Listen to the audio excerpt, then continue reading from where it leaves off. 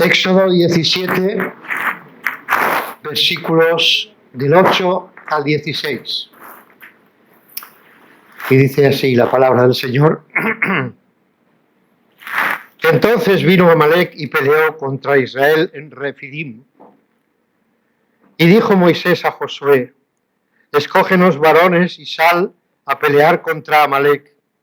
Mañana yo estaré sobre la cumbre del collado y la vara de Dios en mi mano. Hizo Jehová como le dijo Moisés, peleando contra Amalec. Y Moisés y Aarón y Hur subieron a la cumbre del collado. Y sucedía en cuanto que cuando alzaba Moisés su mano, Israel prevalecía, mas cuando él bajaba su mano, prevalecía Amalec. Y las manos de Moisés se cansaban, por lo que tomaron una piedra y la pusieron debajo de él, y se sentó sobre ella. Y Aarón y Hur sostenían sus manos, el uno a un lado y el otro de otro. Así hubo en sus manos fortaleza o firmeza hasta que se puso el sol. Y Josué deshizo a Amalec y a su pueblo a filo de espada. Y Jehová dijo a Moisés: escribe esto para memoria en un libro, y di a Josué que raeré del todo la memoria de Amalec de debajo del cielo. Y Moisés edificó un altar y llamó su nombre Jehová Nisi. Y dijo: por cuanto la mano de Amalec se levantó contra el trono de Jehová, Jehová tendrá guerra contra Amalec de generación en generación. Vamos también a Efesios, capítulo 6, pasaje clásico, bien conocido. Efesios 6, versículos 10 al 17.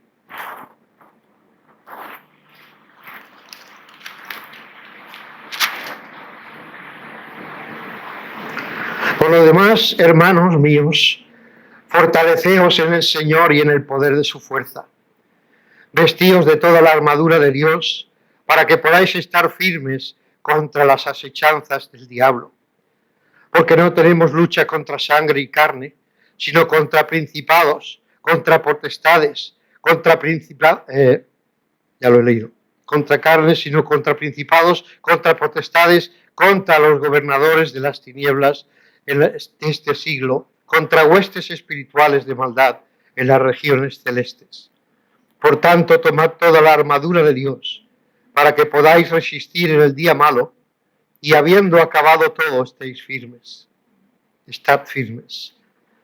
Estar firmes, quería decir. Estad pues firmes, ceñidos vuestros lomos con la verdad, y vestidos con la coraza de justicia, y calzados los pies con el apresto del evangelio de la paz. Sobre todo, tomad el escudo de la fe, con la que podáis apagar todos los dardos de fuego del maligno, y tomad el yelmo de la salvación y la espada del Espíritu, que es la palabra de Dios. El título que he puesto al mensaje es Una guerra continua. Una guerra continua. Me llamaba la atención el pasaje de Éxodo 17, cómo se manifiestan algunos aspectos espirituales contrarios a la carne. Cuando vemos a Moisés tratando de levantar las manos y cuando él las bajaba, ¿qué pasaba? Entonces Amalec prevalecía. Cuando las levantaba, ¿cuál es la enseñanza allí? Básica. La enseñanza es que, como vamos a ver que Amalec es un tipo de la carne, y vamos a ver que tendremos lucha, como hemos leído también, Jehová tendrá guerra con Amalec de generación en generación, o sea, continuamente. Así que en el relato de la batalla contra Amalec, después de haber salido de Egipto, vemos como había aspectos espirituales. Levantando las manos. ¿Qué pasa cuando nosotros dejamos caer las manos espiritualmente hablando? Amalec vence, ¿verdad? La carne vence. Así que es una lección básica, sencilla, pero para recordar. Pero quería decir, desde la caída de Adán y Eva hasta el día de hoy y hasta que entremos en la gloria, vamos a tener esa lucha continuamente. Continuamente. Es una batalla que va a existir a través de las generaciones. Mejor dicho, es una guerra. Porque en una guerra pueden haber muchas batallas, diversas batallas. Pero en la guerra es algo que continúa. Y en el caso nuestro, es a la guerra que vamos a estar sufriendo hasta que lleguemos a la tierra prometida y en los cielos. Ahora, generalmente las guerras comienzan con una declaración oficial. Un país, hablando en el sentido terrenal, un país declara la guerra a otro país y se lo dice, ¿vale? Entramos en guerra. Nosotros vemos esa declaración en Génesis 3:15, cuando el Señor dijo: y pondré enemistad entre ti y la mujer, y entre tu simiente y la simiente suya. Esta te herirá en la cabeza y tú le herirás en el calcañar. Que la serpiente engañó a Eva, lo vemos en diferentes lugares. También lo vemos como cuando habló a la mujer en el capítulo 3. Dice: y dijo la mujer, la serpiente me engañó y comí. Y Jehová Dios dijo a la serpiente: por cuanto esto hiciste, ¿qué? Engañaste a la mujer. Por cuanto esto hiciste. Pero también lo vemos, por ejemplo, en 1 Timoteo 2:14, Adán no fue engañado, sino que la mujer, siendo engañada, incurrió en transgresión. El Señor admite que ella fue engañada. Eso no la justificó de haberse dejado engañar, de no haber confiado en Dios y en lo que él había dicho, ¿verdad? Pero fue engañada, y eso lo corrobora. Y así también, 2 Corintios 11:3 dice: pero temo que como la serpiente con su astucia engañó a Eva, vuestros sentidos sean de alguna manera extraviados de la sincera fidelidad a Cristo. Así que como la serpiente con su astucia engañó a Eva. Vemos que, otra vez, que Dios admite que Eva fue engañada. Y ella lo dijo, ¿verdad? La serpiente me engañó, así que ella no mintió, era verdad, solo que no confió, yo diría, en lo que su esposo le había dicho. Ahí tendríamos tema para entrar en mayo cuando hablamos de las familias y todo eso, ¿no? Y lo dejamos para entonces. De manera que, según hemos leído, allí comienza una guerra espiritual que acabará cuando acaben los siglos. Aún diría mejor, acabará cuando venga el juicio del gran trono blanco. O incluso en el milenio, podríamos decir. Porque los salvos estarán en el milenio, ¿verdad? Así que vamos a tener lucha permanentemente. La palabra que encontramos al principio de esta guerra es enemistad. Pondré enemistad. Pondré enemistad entre tu simiente y la simiente suya, la mujer. La palabra enemistad significa hostilidad, odio, aversión, tener o tratar como un enemigo.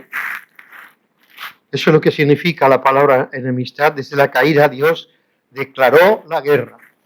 Le dijo: desde ahora en adelante, tu simiente y la mía van a estar en lucha, van a estar en guerra.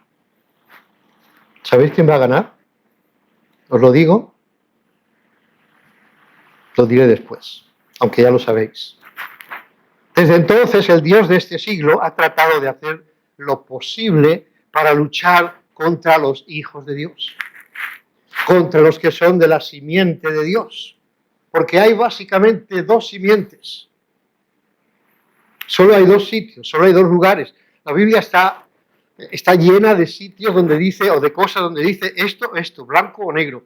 Así como la filosofía de hoy dice, bueno, entre el blanco y el negro hay muchos grises. En la Biblia no. En la Biblia hay blanco y negro, cielo e infierno, verdad o mentira, salvación o condenación. ¿Os dais cuenta? Simiente de Dios y simiente del diablo. ¿Veis? A lo mejor hay más cosas que podríamos añadir aquí, pero solo hay dos, solo hay dos. Ahora, estas dos semillas se ven opuestas desde el principio. Lo primero que podemos ver, si cogemos la Biblia desde el principio, después que el Señor dijera eso, vemos a Caín y Abel. Un ejemplo de dos simientes, ¿sí o no? Abel, temeroso de Dios, queriendo agradar a Dios con sus sacrificios, ¿verdad? Caín, esto ya está bien. Se lo ofrezco a Dios y estará contento. Es un espíritu del que hemos hablado algunas veces. Pero luego vendría Set a reemplazar a Abel y a seguir el linaje desde Adán en adelante para continuar esa guerra continua. Más adelante, dando un pequeño salto, o un salto de unos 1600 y pico de años, vino capítulo 6 de Génesis. Y en el capítulo 6 de Génesis, ¿sabéis lo que vemos allí? Pues yo veo guerra entre los hijos de Dios y los hijos de los hombres. En este caso dice las hijas de los hombres. Pero veo dos linajes. La semilla de Dios, que se estaba empezando a mezclar. Los hijos de Dios, nos dice, se juntaron con las hijas de los hombres. Dos semillas. No todos eran hijos de Dios. Yo sé que hay interpretaciones acerca de ángeles. Personalmente todavía no estoy convencido de que lo sean. Pienso que eran dos linajes. Dos linajes. Aquí se muestra pues la estrategia de Satanás. Hermanos, tenemos que conocer al enemigo. No completamente, pero sí sus artimañas, sí sus armas, sí sus maneras de actuar y de atacar. Una de las maneras es tratando de mezclar lo santo con lo profano. El linaje de Dios con el linaje de Satanás. Esa es su gran... ¿Os acordáis cuando salió esa filosofía que se llamó unisex? Pues no es más que una pequeña expresión, o una gran expresión, de lo que el diablo está tratando de hacer. Y vemos a chicos que parecen chicas y a chicas que parecen chicos. A mí me hacen gracia. No me río por respeto, pero por dentro sí me río. Los chicos con moñetes aquí arriba. Por favor, ¿a quién estás imitando?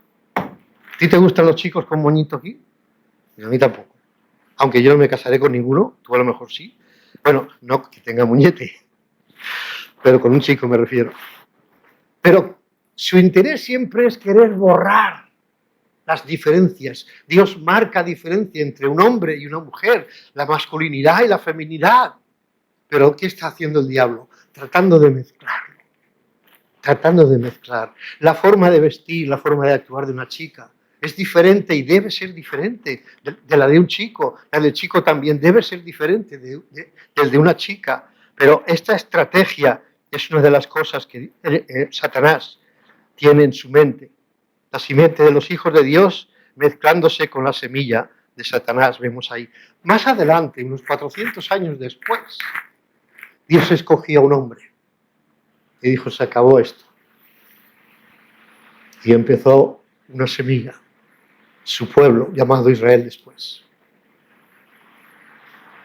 Él fue escogido y de él habría de venir la semilla que a través de Sara, que no de Agar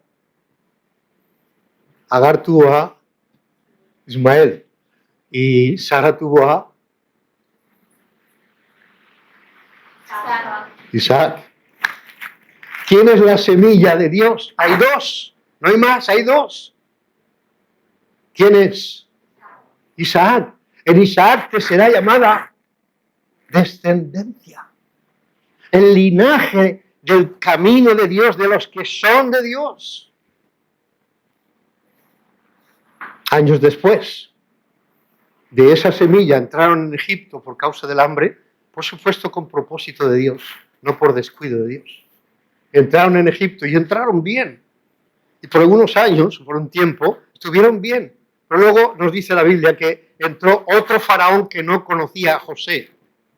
Y ahí empezó a abusar de ellos y los hicieron esclavos.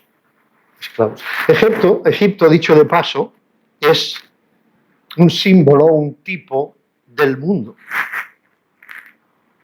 Y vemos como a veces los cristianos también nos hemos hundido más o menos en el mundo. De hecho, todos antes de ser salvos Estábamos en el mundo. Y Dios nos tuvo que sacar con brazo fuerte y brazo extendido, nos tuvo que sacar de allí, pasar el Mar Rojo como símbolo de la sangre del Señor Jesús y sacarnos de allí a una tierra prometida. Bueno, cuando lo hizo con Israel, eso era un simbolismo también, pero físicamente para ellos, el Señor guardó y salvaguardó y creó allí, en el mundo, en Egipto, creó a su pueblo. Porque ¿dónde es que nació Israel? En Egipto.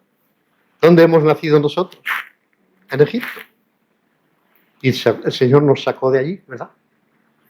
Ahora bien, vemos que poco después de salir de Egipto, el pueblo de Dios tuvo un enfrentamiento con Amalek. Amalek. Amalek hemos dicho que es tipo de la carne. ¿Sabéis quién era Amalek? Y así vamos comprendiendo mejor cómo va todo. Amalek era nieto de Esaú. Ah, curioso. Teníamos dos, Jacob y Esaú, Esaú y Jacob. ¿Cuál era el linaje celestial? Jacob.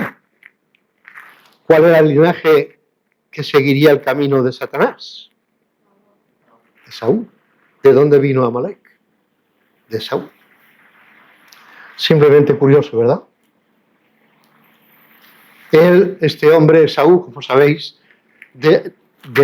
despreció su primogenitura, que era algo de mucho valor. Era de tanto valor que Esaú tuvo que llorar por haberla perdido.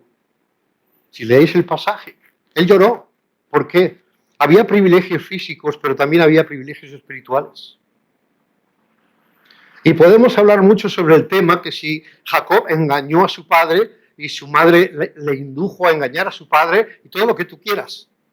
Pero dentro de todo estaba preservando Dios que Jacob siguiera el linaje.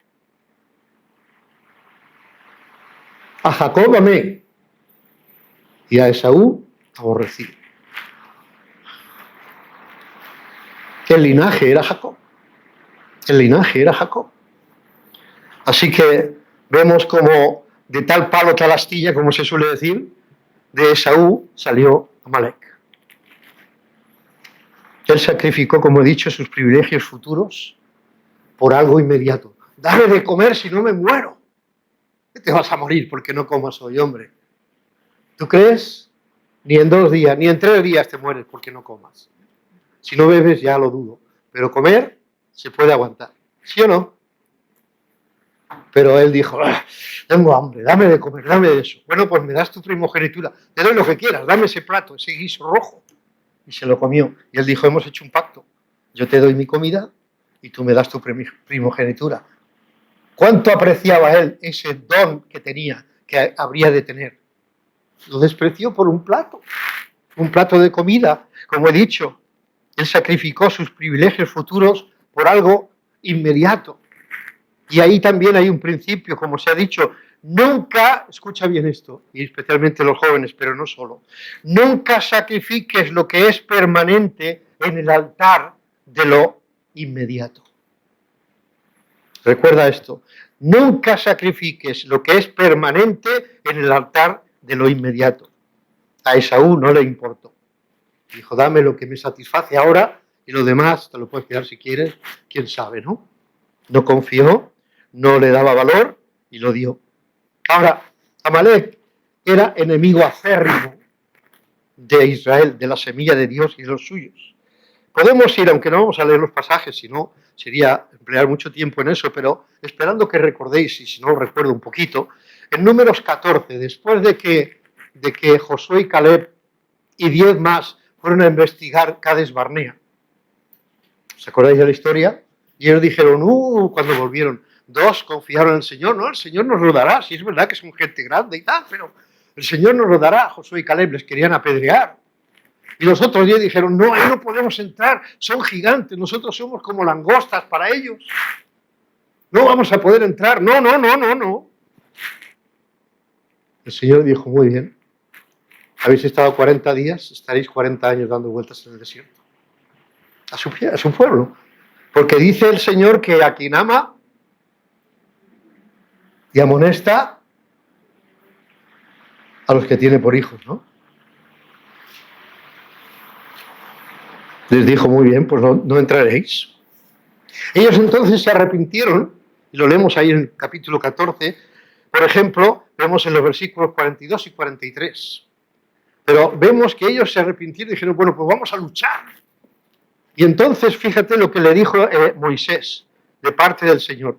No subáis, porque Jehová no está en medio de vosotros. No seáis heridos delante de vuestros enemigos, porque el amalecita y el cananeo están allí delante de vosotros, y caeréis a espada, pues por cuanto os habéis negado a seguir a Jehová, por eso no estará Jehová con vosotros.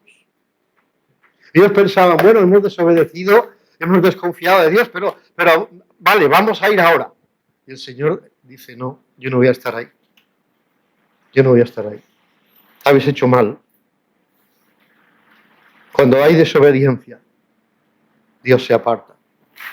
Bueno, podríamos decir, nosotros nos apartamos de Dios, pero su influencia en nosotros es nula.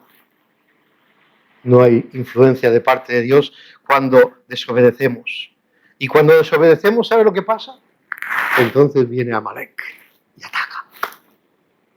Y dice allí la escritura que los vencieron. Los vencieron. Tengamos en cuenta esas cosas que podemos ver, hermanos. Si nos apartamos del Señor, Amalek está ahí esperándote. Mientras tú seas obediente al Señor, Satanás estará a cierta distancia. Porque él es como el león rugiente que busca a quien devorar. Pero no devora a menos que tú le dejes. ¿De acuerdo? Si tú te apartas del Señor, Él dice, ahora es la mía. Ahora me toca a mí. Más adelante vemos en el libro de Jueces, versículos 3 y 4 del capítulo 6, que dice, pues sucedía que cuando Israel había sembrado, subían los madianitas y los amalecitas y los hijos de Oriente contra ellos, y subían y los atacaban, y acampando contra ellos destruían los frutos de la tierra hasta llegar a Gaza, y no dejaban que comer en Israel ni ovejas, ni bueyes, ni asnos. Hermanos, ¿cuántas veces la carne, nuestra carne, el Amalek que llevamos dentro, cuántas veces destruye los frutos espirituales de nuestra vida?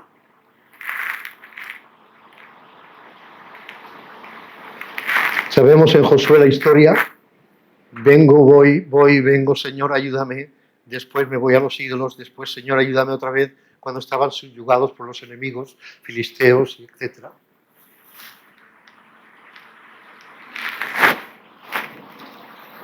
¿Cuántas veces la carne, nuestra carne, destruye los frutos del Espíritu? ¿Tú crees que puedes ser carnal? Podemos ser carnales y llevar fruto para Dios? Ni de lejos. Y si lo has creído alguna vez es que el diablo te ha engañado, como engañó a Eva. No, hombre, todo así, ¿no ves que hay muchos que lo hacen? Tú hazlo así, verás qué fruto llevas.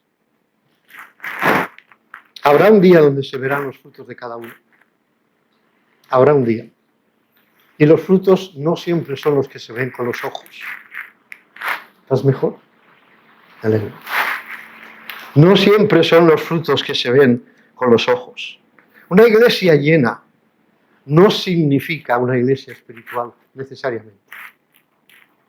Una iglesia con mucha gente no significa necesariamente que sea una iglesia exitosa, espiritualmente hablando. Nosotros juzgamos por los números, por lo que vemos, pero Dios juzga mucho más allá que eso. Así que tengamos estas cosas en cuenta. Seguimos adelante en la historia y en 1 Samuel 15:9 se le dijo a Samuel que, en el capítulo 15, Samuel le dijo a Saúl, ataca a los de Amalek y acaba con ellos. No dejes nada Y el caso es que dice hasta los bebés. Cuando lo lees dices, ¿y los bebés? ¿Sabes qué? Los bebés son salvos. Así que no había problema. A veces pensamos, ¿y matar bebés? Pero es que los bebés, cuando crezcan, seguirán la semilla de donde vienen. Si mueren cuando niños, son salvos. Así que si lo entendemos un poco mejor así, nos dará menos... ¿Cómo puede ser, no? Y Saúl, muy listo él, perdonó la vida del rey Agag y lo más gordo de los animales, con la excusa de, cuando viene Samuel le reprende, bueno, es que lo vemos, el pueblo, primero dice, el pueblo lo hizo, ¿no? Como que él no tenía responsabilidad siendo el rey. El pueblo se empeñó y ¿qué vamos a hacer? Tú sabes, ¿no? Y Saúl dice, el versículo 9 del primero de Samuel 15, y Saúl y el pueblo perdonaron a Agar y a lo mejor de las ovejas del ganado mayor, de los animales engordados, de los carneros y de todo lo bueno. Y no quisieron destruir más todo lo que era vil, despreciable, destruyeron. También aquí hay una lección. El Señor ordenó hacer morir a Amalek, vuelvo a decir, tipo de la carne. Pero nosotros perdonamos hacer morir lo terrenal en vosotros. ¿Acordáis esa frase? Haced morir lo terrenal en vosotros. Y nosotros no asesinamos a nuestra carne. No asesinamos a la carne. Más bien lo que hacemos es que perdonamos algunas cosas de la carne que tenemos preferencia por ellas. ¿Verdad? Tenemos preferencias. Hay cosas que apreciamos mucho de nuestra carne. No queremos deshacernos de ellas, las perdonamos, las excusamos y hasta incluso les podemos encontrar alguna utilidad. ¿Tú crees? El Señor dice, acaba con Amalek. Nosotros guardamos algún rincón. Hemos dicho que la guerra es permanente y la vamos a tener. No existe tal cosa, teológicamente hablando, como la erradicación del pecado. Esa cosa no existe. Tendremos a Amalek en nosotros. Pero me habéis oído decir muchas veces, ¿no? Perro blanco, perro negro. Perro blanco, vamos a ponerlo como la semilla de Dios o el Espíritu Santo, y perro negro, Amalek, la carne. Y depende de a quién das más de comer, ese va a ser más fuerte. ¿Sí o no? ¿Sabéis por qué a veces la carne nos grita, nos ladra tan fuerte? Porque la tenemos bien alimentada. Porque la tenemos bien alimentada. Si en vez de fortalecer, de dar tanto de comer a la carne, diéramos más de comer al espíritu, el perro blanco, estaría fuerte, ladraría con fuerza. Pero el Señor nos dice, por ejemplo, no apaguéis al Espíritu Santo. No apaguéis al Espíritu Santo. No contristéis al Espíritu.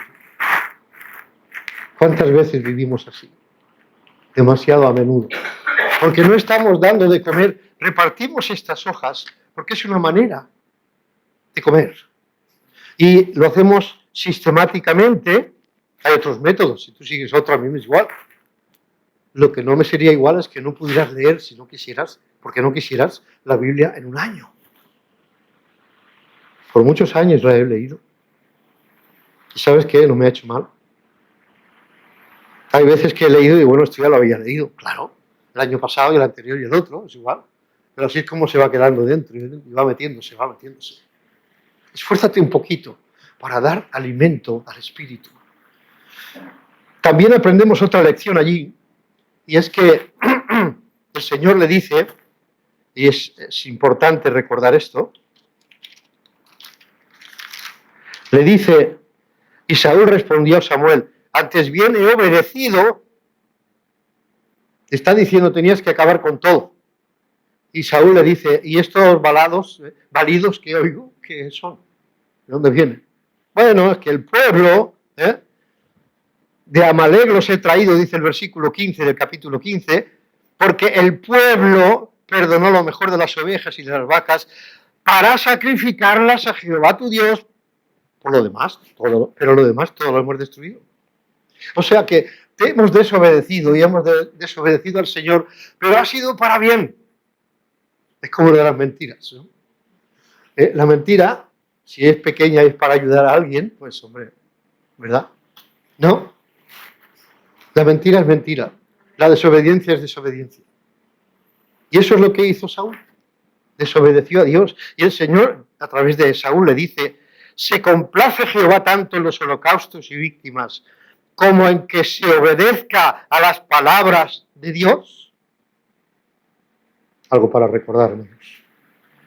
Ciertamente el obedecer es mejor que los sacrificios. Oh, pero yo hago esto y esto y esto para Dios. Y yo predico, yo enseño, yo voy a la iglesia siempre, soy muy fiel. Yo ayudo, yo... Y te dice el Señor: muy bien, pero obedecerme a mí es más importante que todo eso.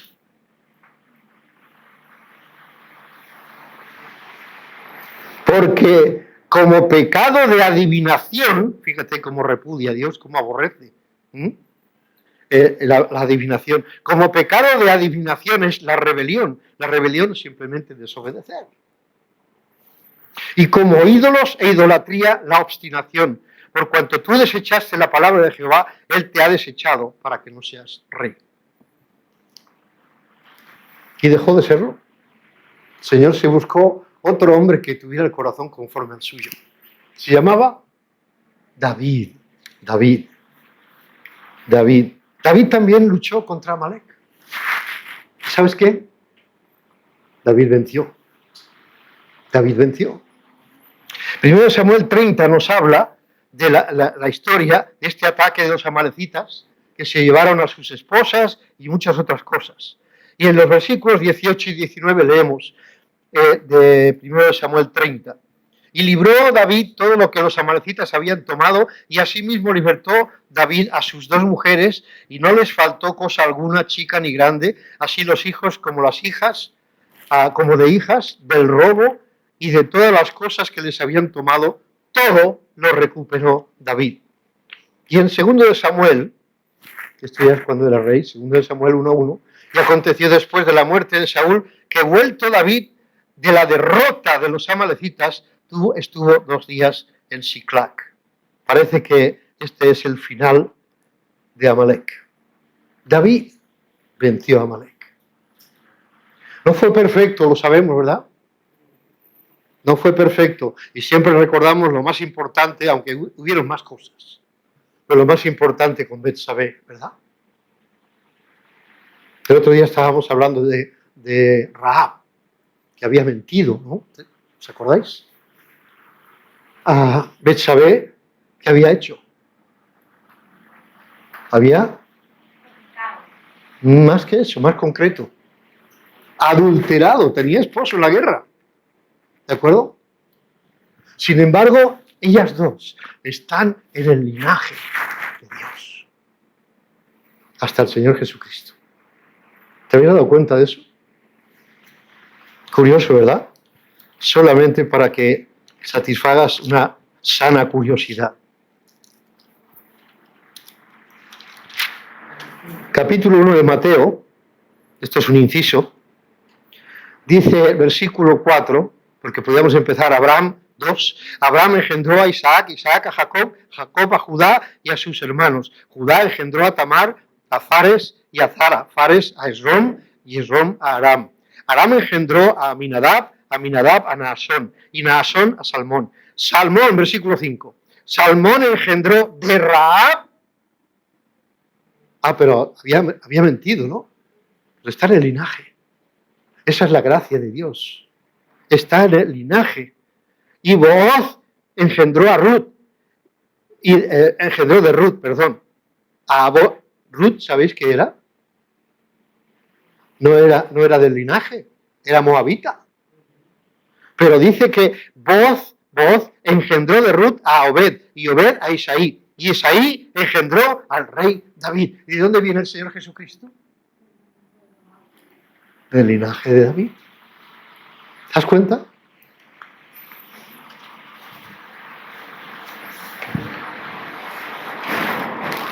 En primero de Crónicas 4, 42 y 43, siguiendo con lo mismo de David, asimismo, 500 hombres de ellos, de los hijos de Simeón, fueron al monte de Seir, llevando por capitanes a Pelatías. Es un buen nombre para un chico, si tenéis alguna vez, los que se han de casar todavía o están en edad todavía. Pelatías, ¿no? Simpático, ¿no? Si tenéis un hijo, consideradlo. Nearías, Refaías y Uziel, hijos de Isaí, y destruyeron a los que habían quedado de Amalek, ya pocos, y habitaron allí hasta hoy. Y ahí desaparece. Ya no se nombra Amalek más.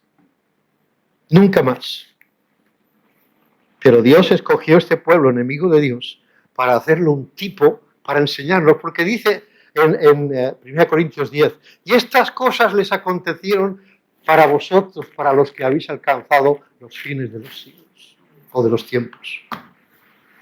Todas estas cosas son una enseñanza para nosotros. Así que tenemos que aprender de ellas. ¿De acuerdo? Muy bien. Nos damos cuenta, hermanos, cómo de pegajosa es la carne. Es como el barro. Se pega y luego cuesta un montón de sacarlo. Así es la carne, la tenemos pegada, ¿verdad?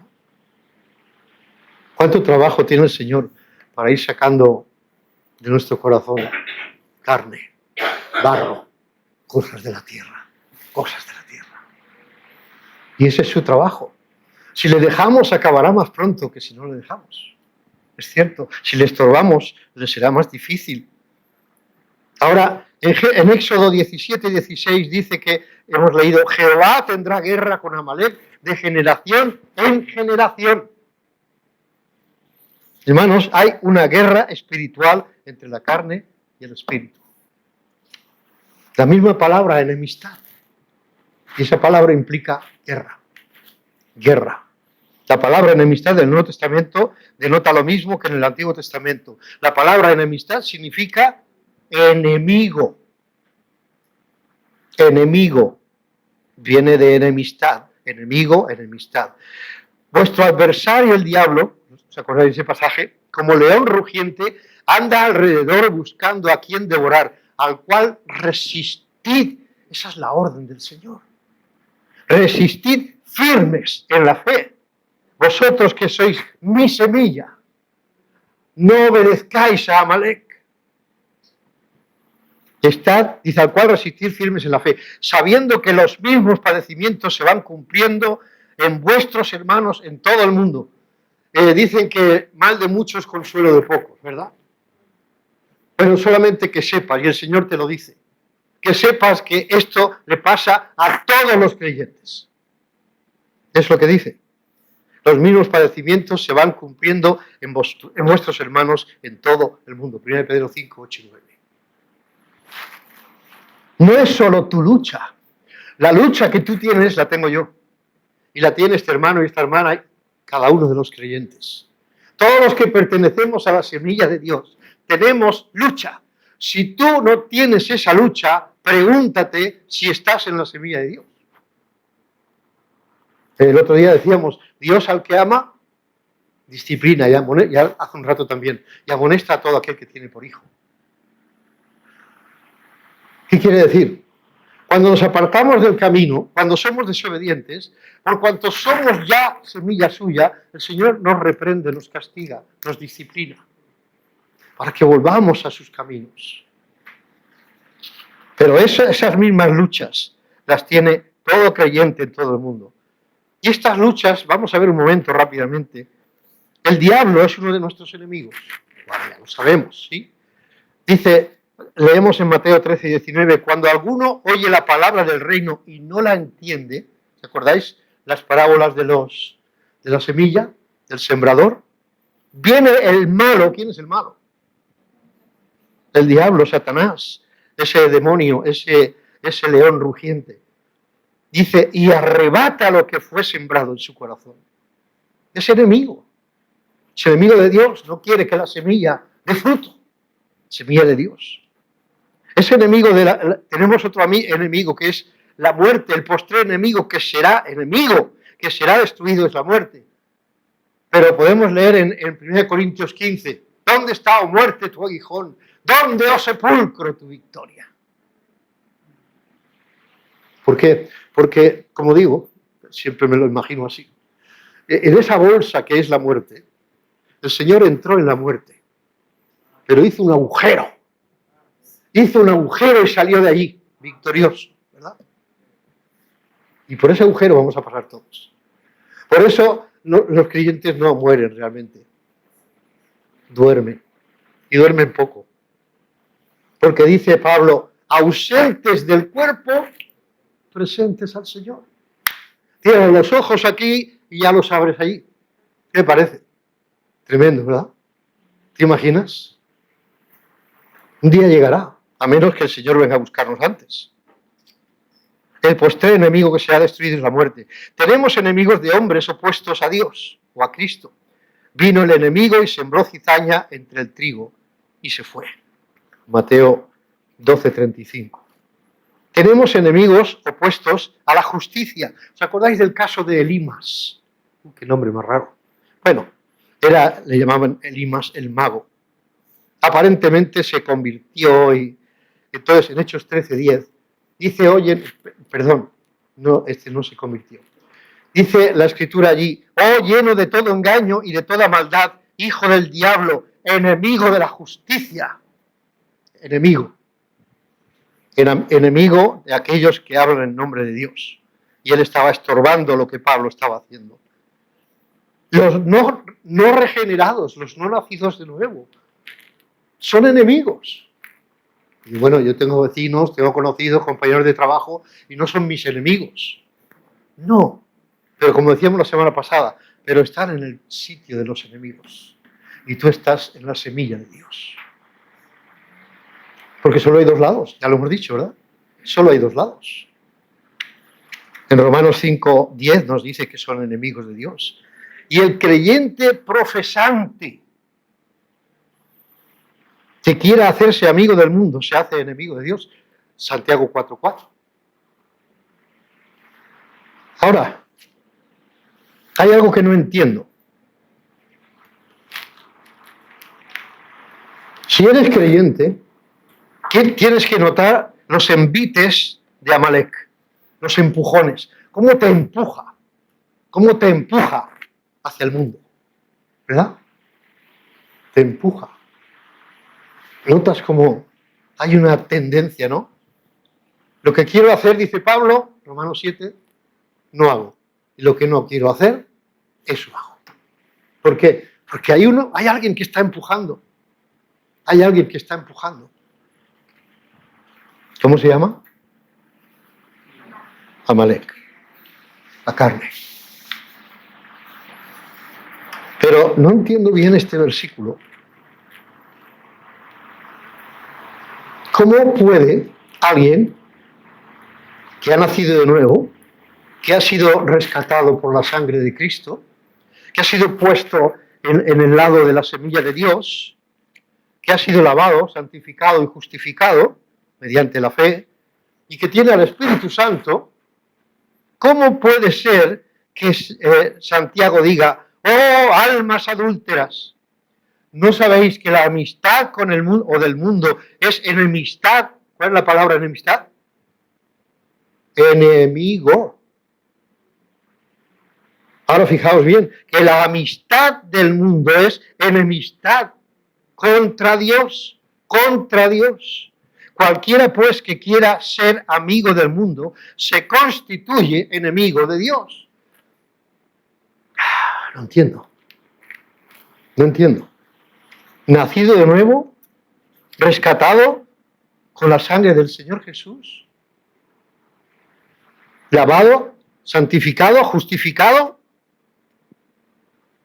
¿Cómo puede alguien con el Espíritu Santo constituirse enemigo de Dios? ¿Te lo has preguntado alguna vez?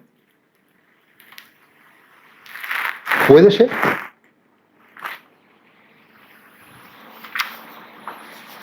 ¿Cómo puede? ¿Sabes lo que es?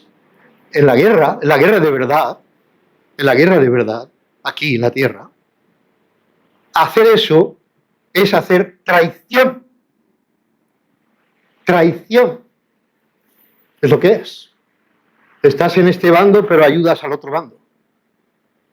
Eso es traición. Está castigado en tiempo de guerra, está traicionado, está penado con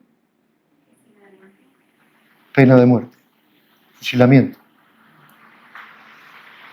Porque no puede ser que tú estés en nuestro bando y te vayas al otro bando. Traicionero. Es lo que está diciendo con otras palabras mías. O almas adúlteras, o almas traidoras. El marido o la esposa que va con otra o con otro, ¿qué está haciendo? Traición. ¿Qué es el adulterio? Traicionar el amor, la confianza, todo lo que tú quieras de tu esposo o tu esposa. ¿Sí o no? Traición. ¿Cómo puede, pues, un cristiano de verdad cometer traición contra Dios? Fíjate que hay una frase ahí importante y parece que la respuesta está en el mismo versículo. Querer ser. Querer ser un cristiano que quiere ser. Porque hemos leído, cualquiera pues que quiera ser amigo del mundo, se constituye, por hacerlo, enemigo de Dios. Querer ser amigo del mundo denota un deseo, boulomai, dice en griego.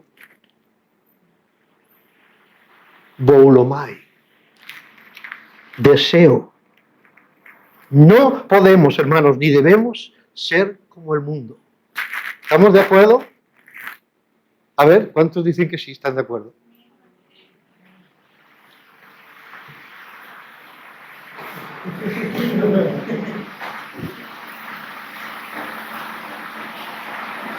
Entonces, ¿por qué les miramos?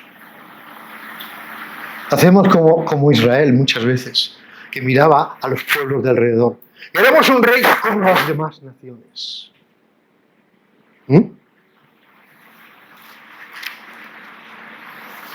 Y nos fijamos en cómo se visten para vestirnos nosotros igual. Nos fijamos en la música que tocan para tocarla nosotros igual. En la iglesia. Eso sí, en la iglesia. Si cortan el pelo así ahora, dentro de un mes o 2 o 3 o 5, habrán cambiado la moda, tendrás que cambiar. Pero claro, como el pelo crece, pues ahora me lo corto como ellos así y luego me lo cortaré como ellos se lo corten. Eso no es poner los ojos en el mundo. No es querer identificarse con el mundo. No es querer o constituirse amigo del mundo. ¿Cómo puede un creyente hacer eso? No lo entiendo. ¿Tú lo entiendes? Ninguno somos perfectos, es cierto. Pero os habéis dado cuenta de lo que digo, ¿no? Ahora las chicas llevan botas de soldado. Yo también. Todas las chicas con botas de soldado. Deja a los soldados que lleven esas botas. Hay zapatos mucho más bonitos para ti, como chica. ¿Sí o no?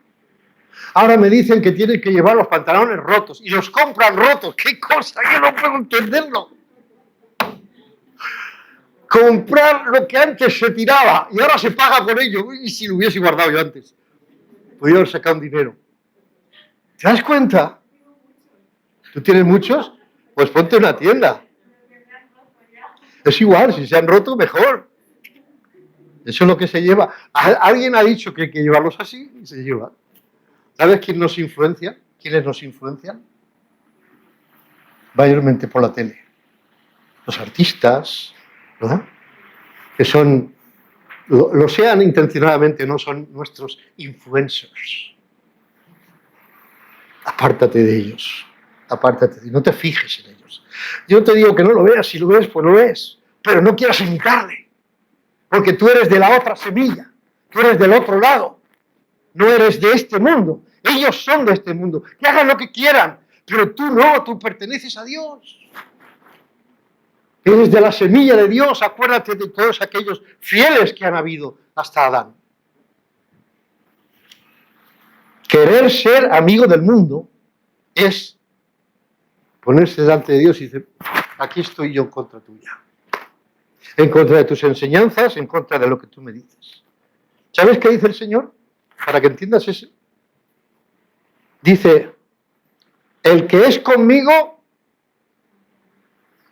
perdón, el que no es conmigo, dice, el que no es conmigo, aquí están los de él, el que no es conmigo, contra mí es. Y también dice, y el que conmigo no recoge, estropea, desparrama. ¿Tú quieres ser un creyente de esos? ¿Un hijo de Dios así? Hay dos frentes, los amigos de Dios y los enemigos. Hay dos semillas, la de Dios y la de Satanás.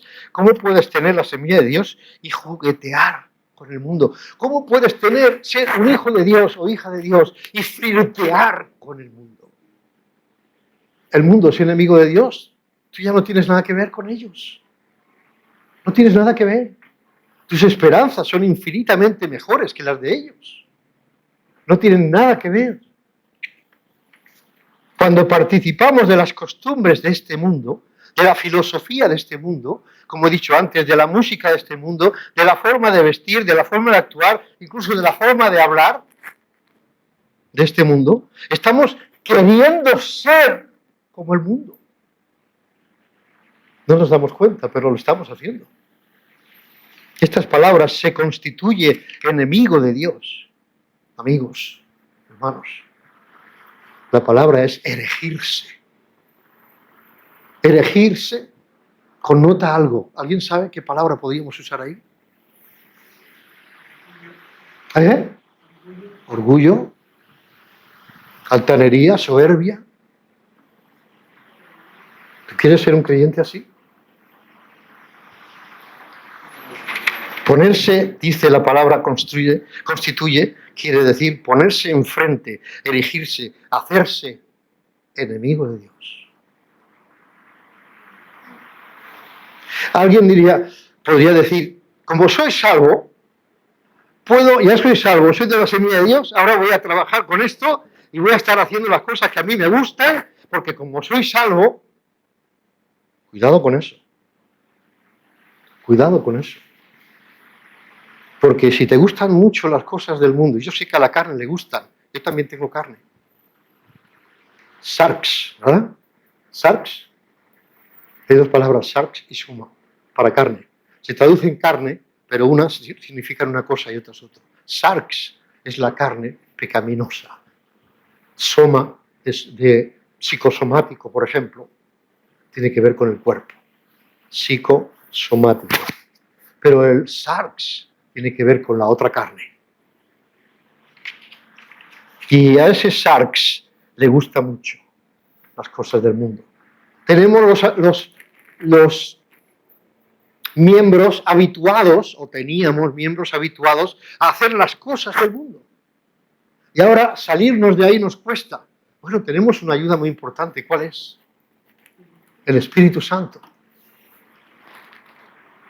Dice, recibiréis poder. Está hablando de predicar el Evangelio, pero recibiréis poder porque no es solo poderoso el Espíritu para eso. Cuando venga sobre vosotros el Espíritu Santo, dice, y me seréis testigos en Jerusalén, en toda Judea, Samaria y hasta lo último de la tierra. Pero recibiréis poder. Pero si el Espíritu Santo está apagado y está contristado, ¿dónde está el poder del Espíritu? Porque el poder del Espíritu se manifiesta en la vida victoriosa de un creyente.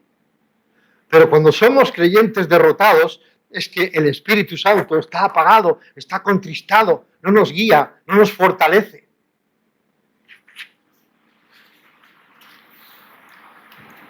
Segunda de Pedro, capítulo 1, y acabo enseguida, versículos 3 y 4.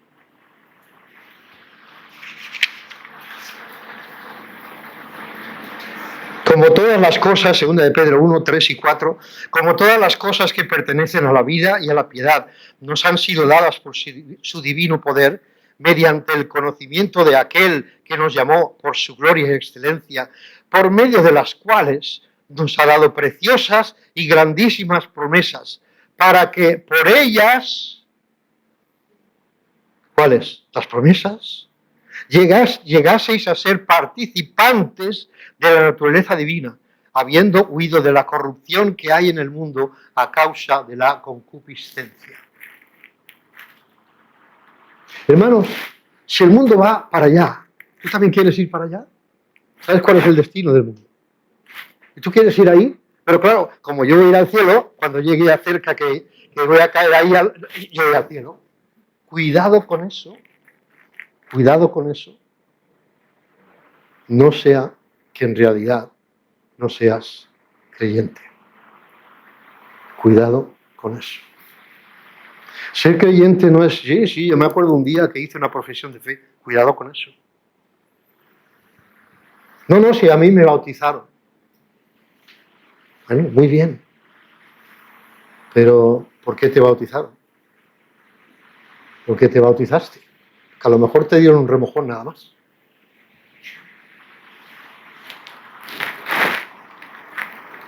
Tengamos cuidado. Tenemos que estar seguros de nuestra salvación, hermanos. Y esa seguridad se pierde o se difumina cuando estamos andando en la carne. Que es cuando seré salvo, estoy viviendo así, estoy haciendo esto, sé que esto no le agrada a Dios, pero yo lo sigo haciendo. Cuidado, cuidado. Es un buen momento, si tienes esos pensamientos, de volverte al Señor y decirle: Señor, ayúdame con este problema o con estos problemas que me está causando mi Amalek.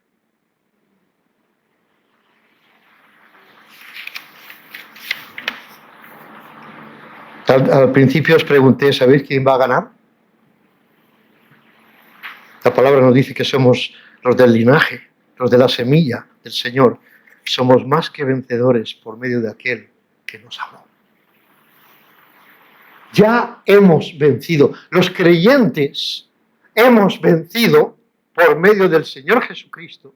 Hemos vencido a la carne, al diablo y al mundo.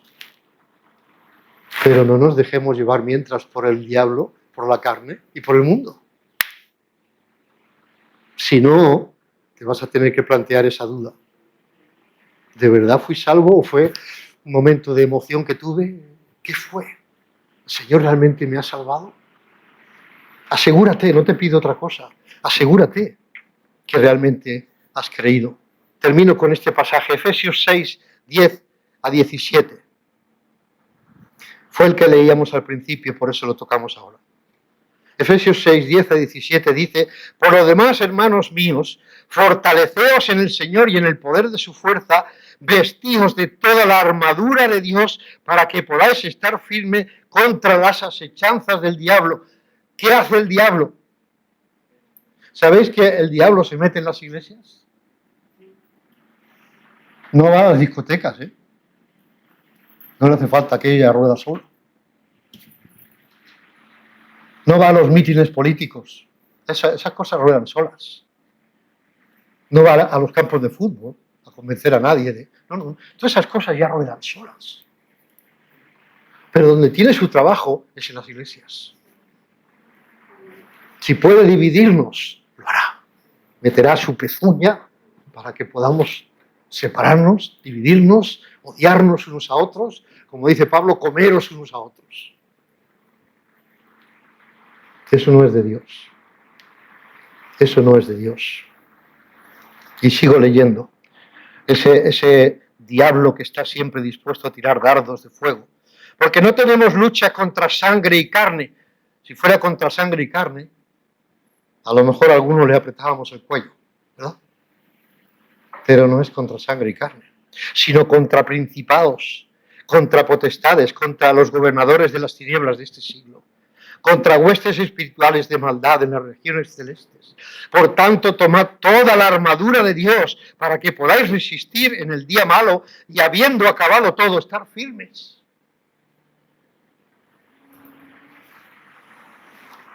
El día malo, esa palabra, la palabra malo, es la palabra poneros o poneros. Y significa infeccioso, que infecta. Ese es el día malo. ¿Tú crees que estamos viviendo en un día malo? ¿En un día poneros? Yo también. Cada vez lo siento más. Cada vez siento más que el día es infeccioso, es poneros. Cada vez cuesta más, ¿verdad?